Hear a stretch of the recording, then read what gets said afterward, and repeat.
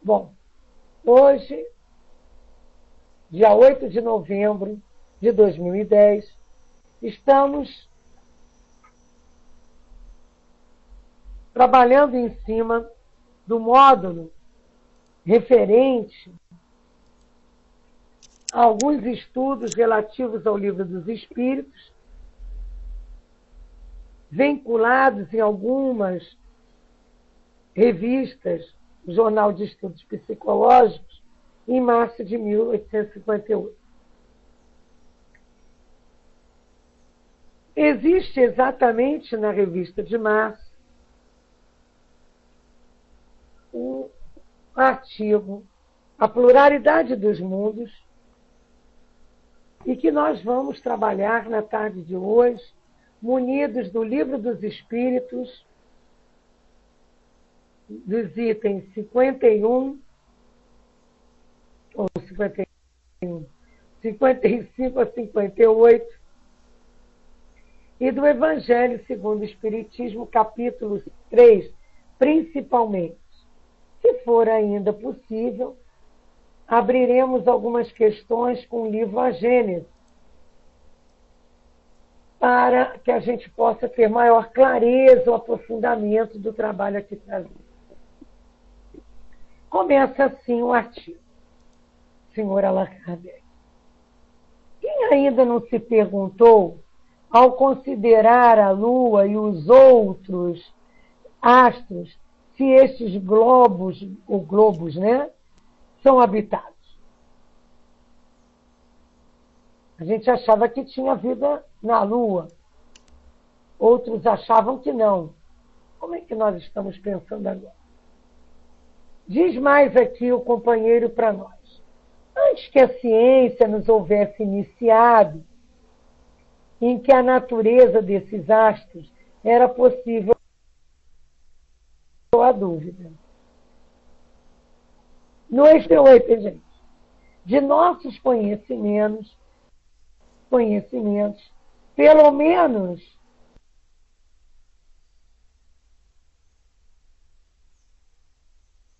existe a probabilidade. Mas, vamos dizer assim, algumas descobertas da ciência, nós vamos ver 1858. Espera aí, só um minutinho, porque eu tinha separado para vocês.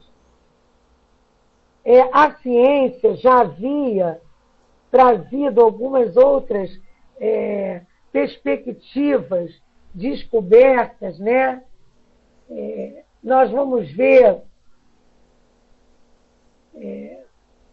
descobertas que revolucionaram as ideias, a descoberta fotográfica, né? Nós vamos ver a questão da evolução, né? A questão da lei de evolução, Darwin, aí nós já estamos trabalhando isso, né?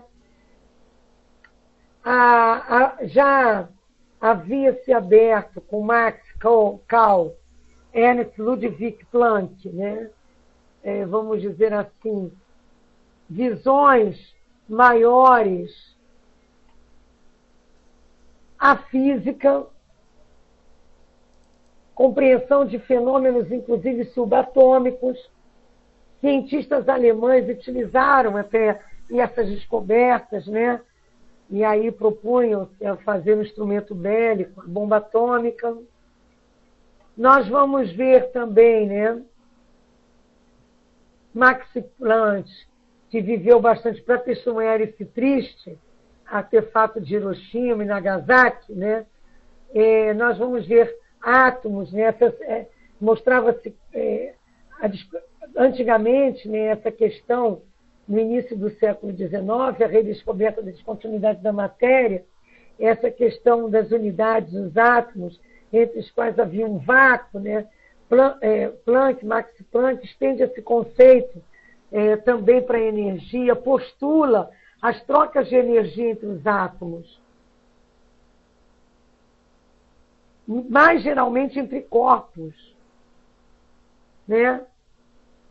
Ele mostra que parecia existir para a energia uma estrutura granular, pois as trocas faziam-se envolvendo quantidades bem determinadas. Então, na verdade, nós vamos vendo que há uma mudança muito grande já acontecendo, né? A ideia da descontinuidade da energia mostrava-se inverossímil, parecia excessivamente transcendente, completamente desligada da intuição. Houve a descoberta do caminho para o interior do átomo, para o conhecimento de sua estrutura, para a elucidação dos fenômenos até então inexplicados. Propriedades ainda não percebidas nele, né? Havia uma hipótese promissora nisso. Planck sempre considerou como hipótese, né? Nós vamos ver que ele seguiu o princípio de Leibniz, né? Segundo o qual natura não facite saltum, quer dizer, a natureza não dá saltos. E na época da formulação da hipótese da descontinuidade da energia, esse cientista não sabia ainda ter penetrado em uma das mais importantes características do universo físico. Sua concepção seria mais tarde confirmada por estudos profundos sobre os átomos e seus núcleos. Então, nós vamos vendo que essa mudança, né, os corpos dotados de alto coeficiente de absorção de radiações, que parecem negros para a vista humana, que possuem uma propriedade de emitir radiações de diferentes comprimentos de onda, à medida que muda a temperatura a qual são elevados. Essas questões todas vão mostrando que a gente desconhecia muito das coisas. E aquilo que parecia ser um vácuo, poderia ter ali alguma existência. Átomos, inclusive, né? Então, é muito interessante quando a gente se aprofunda. Eu não me aprofundei muito, mas eu procurei me preocupar um pouco em trazer para vocês uma visão mais ou menos interessante, né, de algumas coisas da época. Porque isso mostra para a gente como a doutrina espírita e a ciência, com as suas considerações, né, são importantes para todos nós. Essa ligação que eu quero dizer, tá? Vamos dizer assim, da ciência. Então, quando ele diz aqui que no estado atual de nossos conhecimentos, pelo menos existe a probabilidade, em 1858, né, quando antes, né, e isso não acontecia, haviam dúvidas maiores, né, é muito interessante a gente repensar sobre isso. Eu também procurei lá na nossa pesquisa na internet, né, a visão científica da existência de vida em outros planetas, para que a gente pudesse também vamos dizer assim, se localizar, né? Se localizar. E aí a gente vem, né? A gente vai vendo que a questão desculpem, gente. É que estão me chamando, mas eu não vou poder ficar no atendimento. Desculpem, tá? A gente vai vendo que vai havendo uma evolução nessa visão realmente de existência de vida, tipos de vidas, né?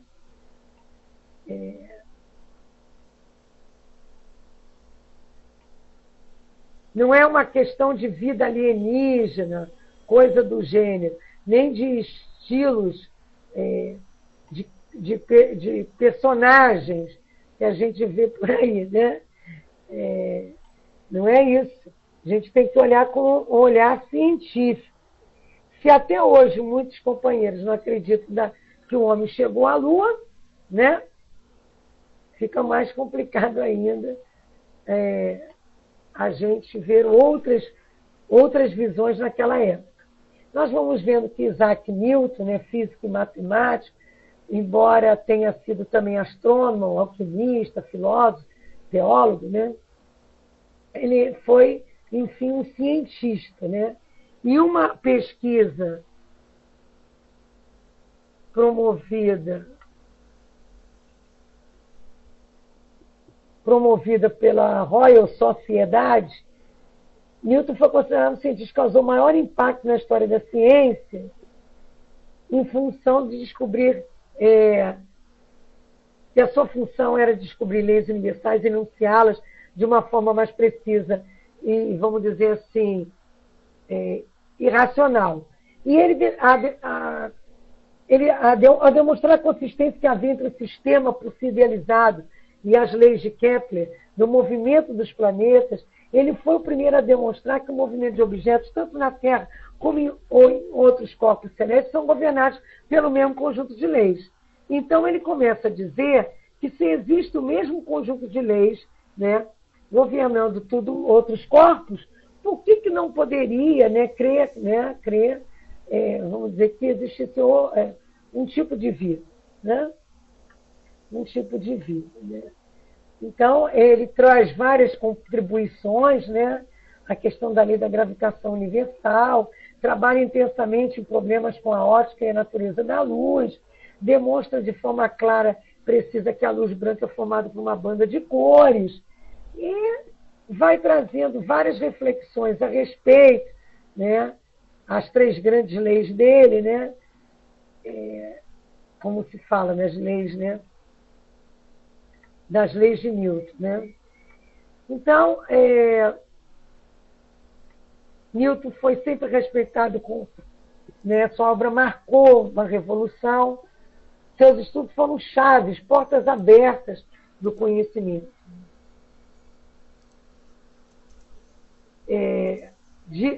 Vamos dizer, a gente vê, né, no epitáfio escrito pelo poeta Alexandre Pope sobre ele, ele diz assim, que a natureza e as leis da natureza estavam imersas em trevas. E que Deus diz, haja Newton, e tudo se iluminou, né? Então, nós vamos vendo que isso é resumido, tá, gente? Não vou dizer, não fui fazer uma pesquisa grandiosa a respeito da visão da ciência na época.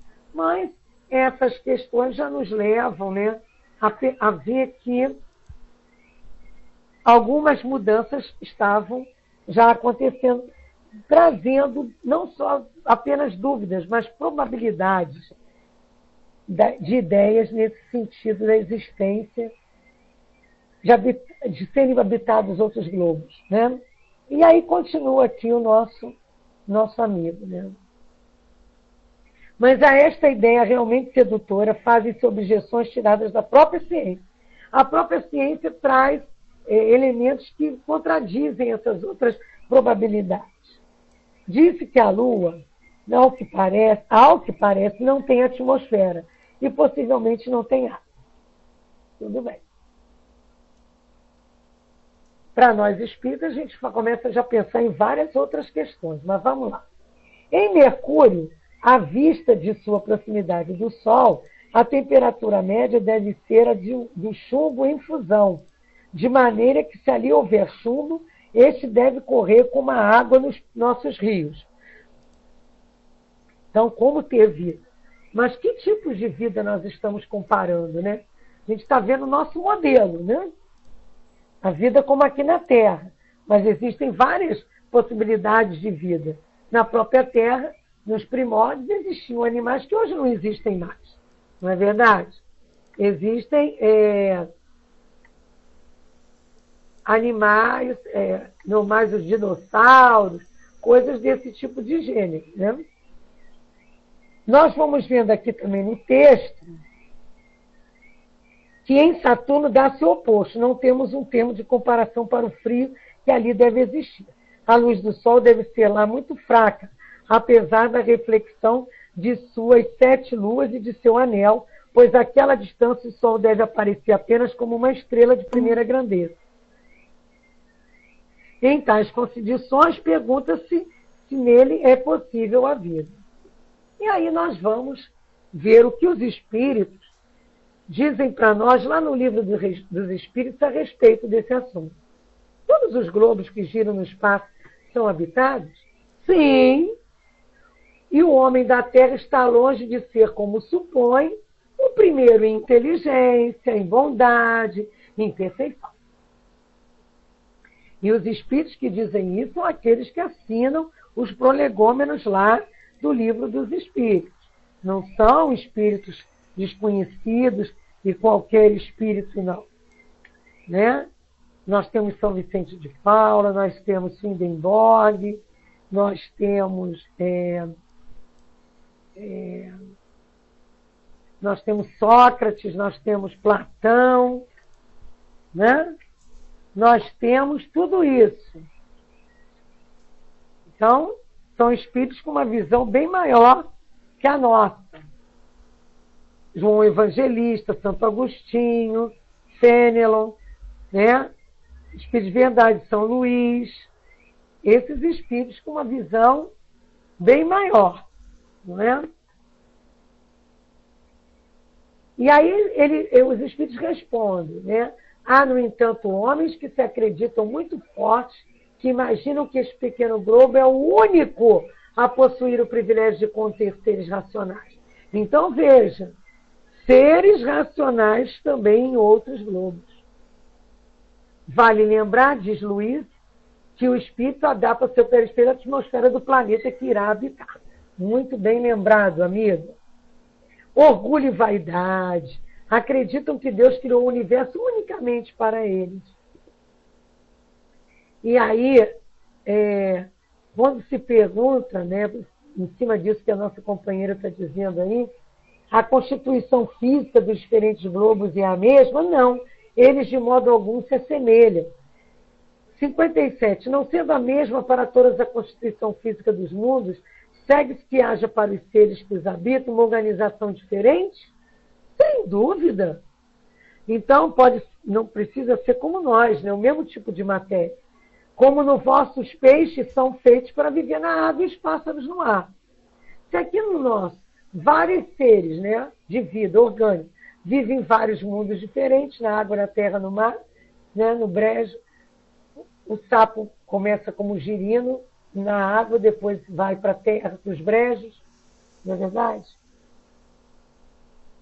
A borboleta, né, dentro de uma crisálida, vira lagarto, depois se modifica toda, sai voando por aí. De arrastar, vira voadora. Por que não ter outros tipos de vidas em outros globos, com outros tipos de constituição de matéria, de energias, entre os atos que constituem a matéria desses lugares? 51. Os mundos que se encontram mais afastados do Sol, o caso aqui que ele comenta de Saturno, né, acham-se privados de luz e de calor, visto que o Sol não se mostra a eles, senão sob a aparência de uma estrela? Credes, pois, que não haja outras fontes de luz e de calor além do Sol? E não levais em conta a eletricidade, que em certos mundos desempenha um papel que vos é desconhecido e bem mais importante do que na Terra? Além disso, não foi dito que todos os seres veem da mesma maneira que vós e com órgãos constituídos como os vossos? Aí vem um comentário de Kardec. As condições de existência dos seres que habitam os diferentes mundos devem ser apropriadas ao meio no qual eles são convocados a viver. Quando a Luísa escreveu isso aí, né? Tem aqui no livro dos Espíritos mesmo, quando fala dos espíritos, da sua origem, a questão do perispírito, ou mesmo do retorno à vida corporal, em dado momento se perguntam aos espíritos sobre isso, sobre essa questão de apresentação física, né, daquele espírito num corpo. E aí eles dizem, né, que os espíritos pegam o fluido daquele local onde ele vai reencarnar para adequar-se àquele local. Se ele é espiritualmente mais desenvolvido, indo para um local de maior desenvolvimento, né, ele pega o fluido cósmico, né, daquele local, para poder estar adequado ao meio em que irá viver. Então, a gente não é com essas condições que nós temos aqui na Terra, nem moralmente como prova e expiação, que nós vamos tentar ir para outro globo, não é verdade? Então, ele diz aqui, né? A gente, quando estudou aqui também sobre a evocação, lembra lá Mozart falando? A gente viu sobre isso. Quando ele traz, nós vamos estudar sobre Júpiter, né, e alguns outros mundos, nessas próximas aulas de segundas-feiras. E aí eles, nesse comentário, se nunca tivéssemos visto peixes, não compreenderíamos que seres pudessem viver na água. Assim é em outros mundos que encerram, sem dúvida, elementos que nos são desconhecidos. Não vemos na Terra as longas noites polares iluminadas pela eletricidade das auroras boreais? Nada há de impossível em que, em certos mundos, a eletricidade seja mais abundante do que na Terra, e neles desempenhar um papel geral, cujos efeitos não podemos compreender. Esses mundos podem, portanto, encerrar em si mesmos as fontes de calor e de luz necessárias aos seus habitantes. Não precisa de uma estrela de quinta grandeza ou um ser fora, né? Um corpo celeste fora para tal. Viram que interessante? Então a gente vai vendo como é importante essa visão mais ampla do universo. Eu recebi, há um tempo atrás, que pena, Flintstones. Eu recebi há tempos atrás, paz, Tainá, bem-vinda, Neni também, um e-mail com um PPS, sobre a questão de evolução, mesmo assim, dos planetas, visto pela ciência, né? É muito, muito interessante. Se algum de vocês quiser depois, é só mandar em PVT mais tarde os e-mails que, tudo bem, a gente manda para vocês, tá? Mas um desses, valeu, um desses e-mails que eu recebi, que fala sobre esse assunto, eu estou abrindo aqui para comentar na íntegra com vocês, de forma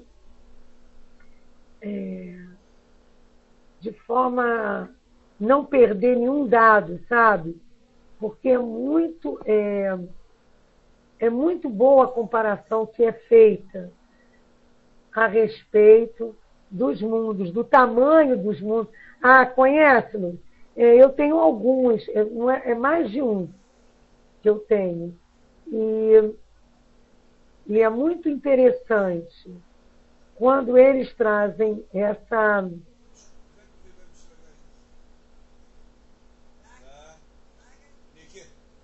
visão, né? Essa visão para todos nós da comparação de Júpiter e da comparação, não só de Júpiter, né? De outros.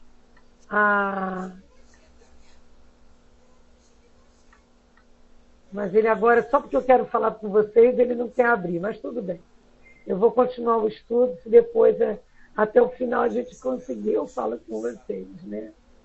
Então, fazem aquela comparação e mostrando para nós que pela nossa Via Láctea, a gente tem a visão de Júpiter, né?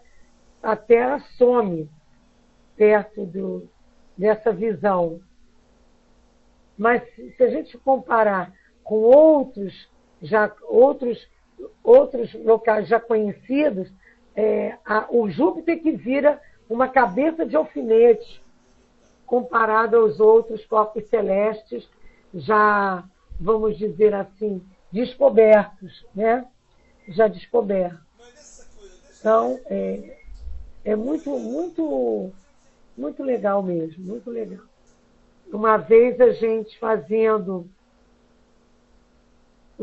um estudo, a gente levou e as pessoas ficaram, puxa vida, como é que a ciência avançou a esse ponto, né? A esse ponto, né? Não está ouvindo bem, Tainá? Então, nós vamos vendo aqui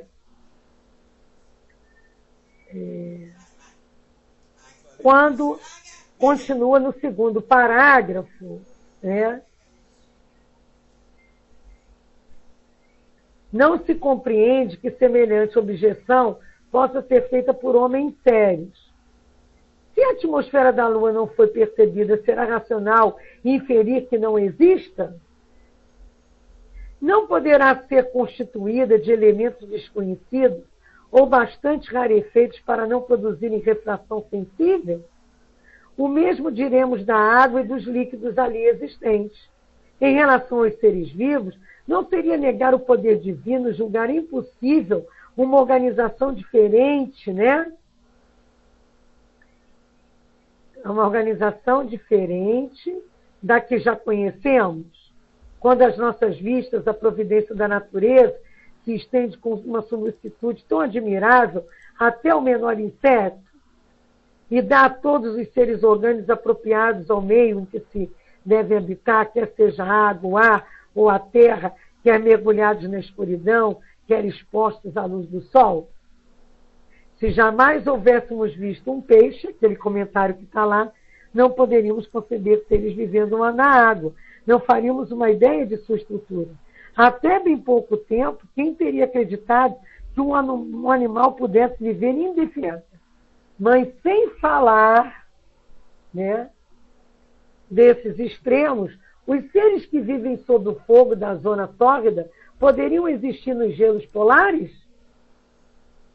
Entretanto, nos gelos há seres organizados para este clima rigoroso, que não poderiam suportar a ardência de um sol vertical, porque então não admitir que certos seres possam ser constituídos de maneira a viver em outros globos e num meio completamente diverso do nosso.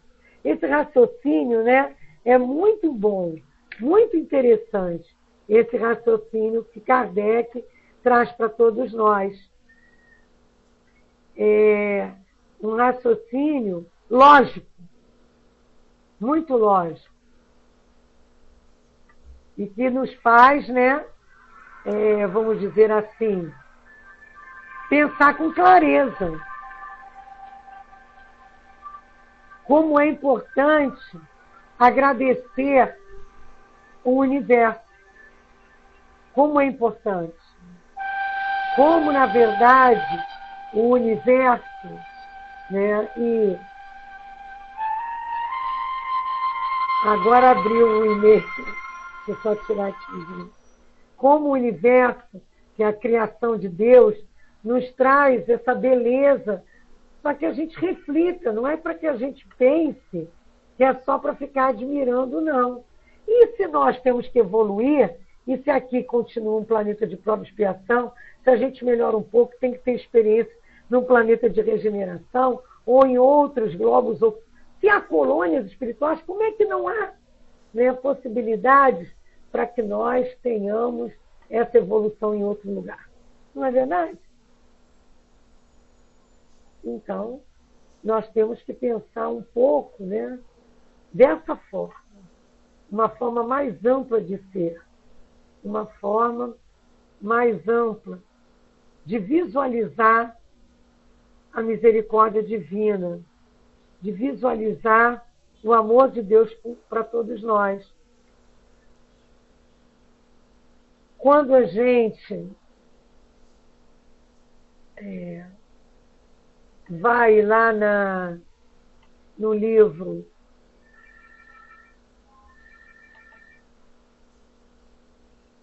A Gênese, nós encontramos muitas colocações dos espíritos a respeito desse assunto.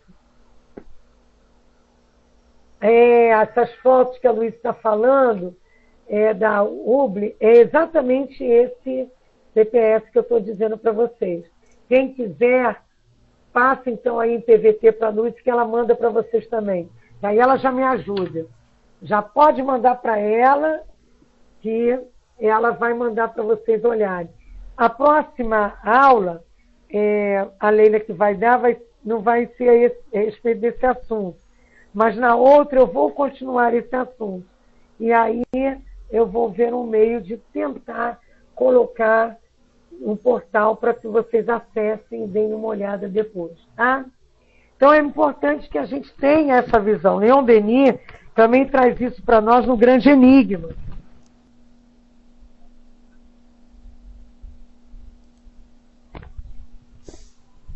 No Grande Enigma, Leon Denis... Para mim, eu estava falando. O Leon Denis mostra para nós as harmonias do espaço. Fala para nós, né, dessa unidade substancial do universo. Mostra para todos nós que a vida, a lei é circular. E fala das maravilhas celestes, das dimensões das estrelas. E isso Leon Denis, né, traz para todos nós em 1911.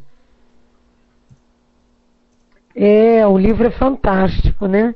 Ele diz para nós aqui, há uma finalidade, há uma lei no universo, ele começa assim o livro, né? E é o mesmo trato que se tem na Gênese, no capítulo 2 da Gênese. Quando fala de Deus, quando se fala da natureza divina, da providência e da visão de Deus, e da importância do universo, de alguém, né, poder planejar esse universo. E mostra, né, que se a inteligência existe no homem, deve encontrar-se nesse universo, de que faz parte integrante o homem. O que existe na parte deve encontrar-se no todo. E ele coloca que duas coisas nos aparecem à primeira vista quando observamos o universo, que é a matéria e o movimento, a substância e a força. E aí ele traz para nós, assim, nesse capítulo, eu vou ler algumas coisas para vocês, porque vale a pena ampliar esse estudo aqui da Revista Espírita, para depois tecermos comentários em outras oportunidades sobre os planetas em si. Os mundos são formados de matéria e esta matéria inerte por si mesma se move. Quem, pois, a faz mover? Qual é essa força que a anima? Primeiro problema. Mas o homem do infinito chama sobre si mesmo sua atenção. Essa matéria e essa força universais, ele as encontra em si mesmo e com elas um terceiro elemento, com o qual conheceu, viu e mediu os outros, a inteligência. Entretanto, a inteligência humana não é por si só sua própria causa. Se o homem fosse sua própria causa, poderia manter e conservar o poder da vida que está em si. Mas, em verdade, esse poder, sujeito a variações, a gente não morreria, né? A desfalecimento excede da vontade humana. E aí ele vai mostrando para nós, né, que essa inteligência se manifesta por leis sábias, profundas, ordenadoras e conservadoras do universo. E vai mostrando para nós, né, que e até dizendo que a física lá de 1911 demonstra que a matéria se dissocia pela análise, se resolve em centros de forças e que a força se reabsorve no éter universal. Então, isso também é importante para nós verificarmos.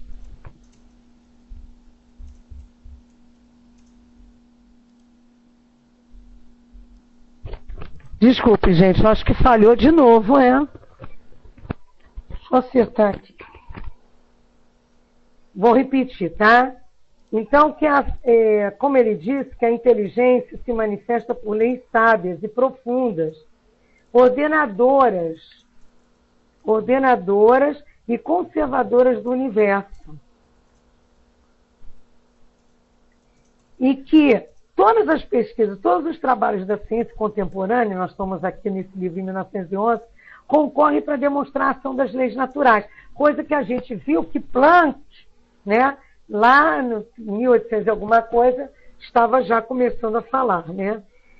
Mas que existe uma inteligência soberana, uma razão consciente, uma unidade universal para onde convergem, ligando-se e fundindo-se todas as relações, onde todos os seres vêm a abrir a força, a luz e a vida. É o ser absoluto e perfeito, fundamente imutável e fonte eterna de toda a ciência, de toda a verdade, de toda a sabedoria e de todo o amor. E diz que a física atual nos demonstra que a matéria se dissocia pela análise, se resolve em centros de força e que a força se reabsorve no éter universal. Mas a ideia eterna reaparece sob formas de cada vez mais novas e mais ricas. E aí ele vai dizendo, né, vai trazendo que a força gera um movimento, mas a força não é a lei, né? Que a inércia, dir-nos-ão ainda, é relativa, visto que a matéria é energia concentrada. Isso é a questão da evolução da matéria, né? E vai trazendo essas, desde Pitágoras, de Claude Bernard, os pensadores que dizem que a matéria, que afirmam que a matéria é desprovida de espontaneidade, que toda tentativa de emprestar à substância inerte uma espontaneidade capaz de organizar e de explicar a força tem sido em vão. Então, que há alguém, né, aceitar a ideia que há algo maior que explica todo esse sistema transcendental e que imprime esse movimento, né? E aí é que ele diz, né, que somente a ciência contemporânea que nos revela a Deus, o ser universal, né? É somente a ciência contemporânea que nos revela a Deus, o ser universal. O homem interroga a história. E aí é que começa todo um patamar, né, que as definições são insuficientes e que muitas induzem ao erro. E aí ele vai e mostra para todos nós que Deus é manifestado pelo próprio universo. E que essa vontade que dirige o universo se disfarça a todos os olhares. E o que a gente sabe desse universo? Que é um equilíbrio absoluto, né? Porque como é que se diz, né, gente? Os planetas não se esbarram, não é verdade? E ele diz que se os mundos celestes nos aparecessem de repente, sem véus, em toda a sua glória, ficaríamos aturdidos, cegos. No universo se desvenda aos nossos olhos a proporção que a nossa capacidade de compreender as suas leis se desenvolve e engrandece em nós. Então, a gente vai vendo que, com o tempo, algumas coisas já estão sendo clareadas. Tudo se revela e manifesta, no entanto, a presença de um ser maior, né? E essa unidade substancial, né? A matéria que não tem existência própria. William Crookes, né? Aí a gente já vai vendo as experiências de William Crookes, desde 1903, trazendo a matéria radiante, o rádio descoberto pelo senhor Curie,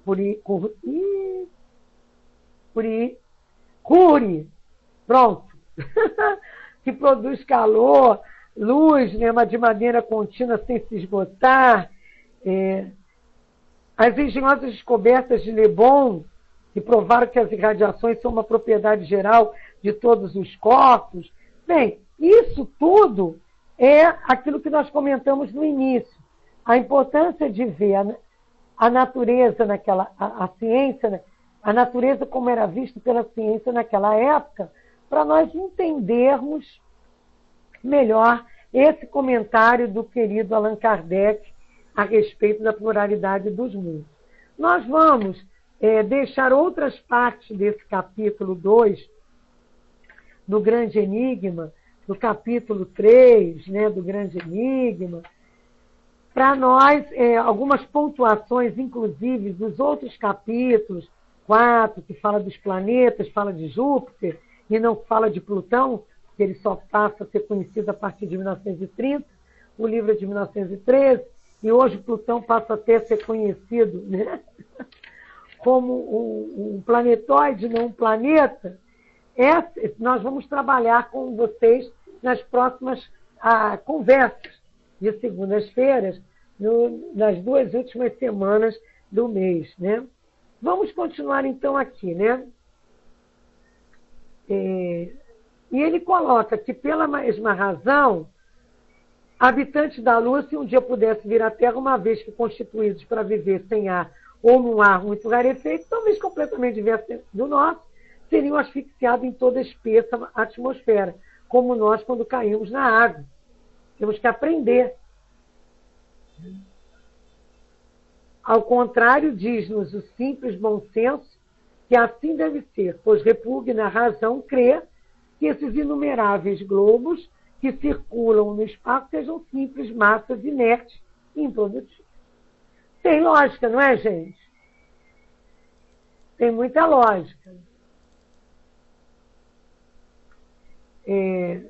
Diz aqui também, nesse artigo, que a observação mostra superfícies acidentadas, como aqui, da Lua para cá, com montanhas, vales, abismos e tal. Quando os selvagens da América viram desembarcar os espanhóis, não tiveram mais dúvidas, já que além dos mares existia um outro mundo, cultivando artes que lhes eram desconhecidas. Né? A Terra é pontilhada de inumerável quantidade de ilhas, grandes e pequenas, e tudo que é habitável é habitado. Quer dizer, tudo que é habitável é habitado. Não surge no mar um rochedo sem que imediatamente o homem ali não plante a sua bandeira. Como vocês podem crer que Deus tenha feito o mundo somente para vocês? Diz ele aqui. E ele repete, né, algumas outras correlações desse gênero. Quando nós vamos lá, nesse livro magnífico, que é a nossa Gênese, e vemos, né, não só o papel da ciência na Gênese, como no capítulo 6, quando fala na astronomia. Ai, esse capítulo é tão lindo, meu Deus do céu. Muito lindo. E o capítulo 7, quando fala do esboço geológico da Terra, período de transição secundário do pós-diluviano, a gente vê, gente, nossa, que estudando é tão lógica as coisas. É tão lógica as coisas. Nós já estudamos a Gênese aqui na internet. Agora estamos com obras póstumas. Mas eu gostaria de ter repetido, né? Porque realmente vale a pena ver de novo, né, gente? Então, vale a pena a gente pegar a Gênese, e a gente vai fazer isso nas próximas conversas, e olhar o capítulo 6 e o capítulo 7. A astronomia geral, né? A gente só vai pontuar, né, pequenas coisas, né? Diz aqui, a matéria, à primeira vista, nada parece tão profundamente diversificado, tão essencialmente distinto quanto as inúmeras substâncias de que é composto o nosso mundo. A química que progrediu tão rapidamente após minha época, em que os seus próprios adeptos ainda relegavam ao domínio secreto da magia, essa nova ciência que se pode considerar com toda a justiça como filha do século da observação e como unicamente baseada bem mais solidamente do que as suas irmãs mais velhas no método experimental, a química, reconsiderou a visão sobre os 4 elementos primitivos que os antigos tinham concordado em reconhecer na natureza. Mostrou que o elemento terrestre nada mais é do que a combinação de diversas substâncias variadas ao infinito. Que o ar e a água podem igualmente ser decompostos e produto de um certo número de equivalentes gasosos. Que o fogo, longe de ser ele também um elemento principal, é apenas um estado da matéria, resultante do movimento universal a que ela se acha submetida e de uma combustão sensível ou latente. Pena que hoje nossos companheiros não vieram em massa como costumam vir, porque a gente está trazendo aqui a sensibilização para as próximas aulas a respeito desse tema, né? Que fala da matéria cósmica, da criação universal, dos sóis e dos planetas, né? Nós vamos vendo, assim, lá no item 20, aconteceu que em um ponto do universo, perdido entre as miríades de mundos, a matéria cósmica se condensou sob uma forma de uma imensa nebulosa. E essa nebulosa estava animada das leis universais que regem a matéria. Em virtude dessas leis, e particularmente da força molecular de atração, ela assumiu a forma esférica, a única que uma massa de matéria isolada no espaço poderia assumir primitivamente. E aí vai falando do movimento circular produzido pela gravitação, o movimento de rotação, as forças vão surgindo, as forças centrífuga e a centrípeta, e aí a nebulosa geratriz que deu origem a esse novo mundo condensou-se e retomou a forma esférica. E os planetas são, portanto, formados de massas de matéria condensada, mas ainda não solidificada, destacadas da matéria central pela ação da força centrífuga e tomando em consequência das leis do movimento a forma esferoidal, mais ou menos elíptica, segundo o grau de fluidez que eles conservaram. Está vendo que maravilha? Aí fala dos satélites, fala dos cometas, e aí a gente vai entrando na Via Láctea, nas estrelas fixas, nos desertos do chamado espaço, né? Na eterna sucessão dos mundos, na vida universal, na visão da ciência e as considerações morais. Isso, Luiz, uranografia. Portanto, quando aqui, com certeza nada prova matematicamente que os seres que habitam os outros mundos sejam homens como nós, ou que sejam mais ou menos adiantados que nós, do ponto de vista moral. Mas quando os selvagens da América viram aí, bom, isso aí nós já lemos, o desembarcado espanhol, não tiveram dúvidas que além dos mares tinha outras vidas, né? Então, nós temos que pensar, chegar a um raciocínio lógico, né?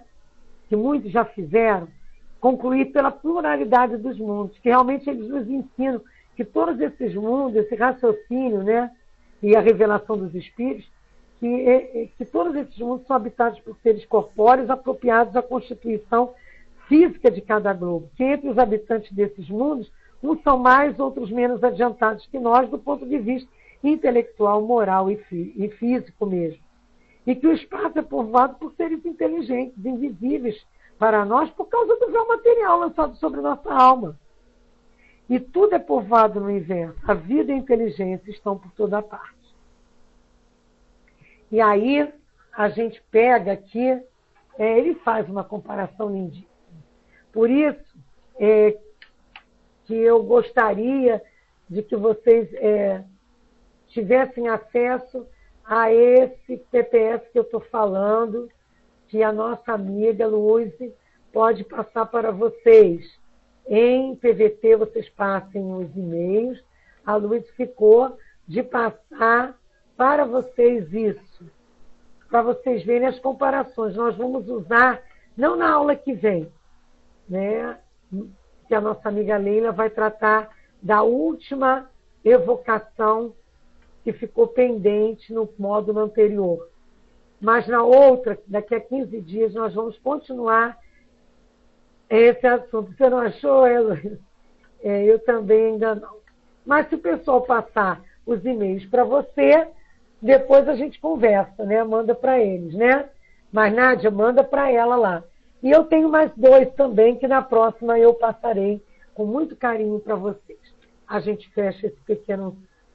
Abre alas de estudo sobre mundos habitados na Revista Espírita de março de 1858, que nós vamos conversar a respeito dia 22, Júpiter e alguns outros mundos, parte primeira. No dia 29, a parte segunda, né, de Júpiter e alguns outros mundos. Dia 6 de dezembro, descrição de Júpiter, parte 1. Dia 13, parte 2. Dia 20, parte 3. Dia 27 de dezembro, a propósito dos desenhos de Júpiter, parte 1. E dia 3 de janeiro, parte 2. Então, estão aí com a programação até 2011.